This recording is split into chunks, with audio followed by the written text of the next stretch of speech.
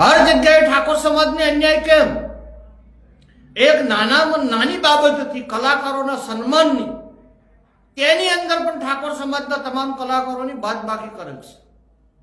એટલે સમગ્ર ગુજરાતના ઠાકોર સમાજના તમામ કલાકારો ભાઈઓ અને બહેનોને હું વિનંતી કરું છું, માફી ના માગે ત્યાં સુધી કોઈ પણ સરકારના કાર્યક્રમમાં ઠાકોર સમાજનો કોઈ પણ કલાકાર હાજરી મત આપો.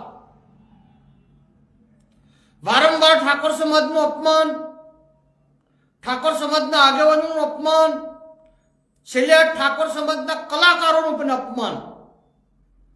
તમે એક ઠાકોર સમાજનું અપમાન નહીં કરેલું, સમગ્ર ગુજરાતમાં કલા જગતનું પણ અપમાન કરેલું છે.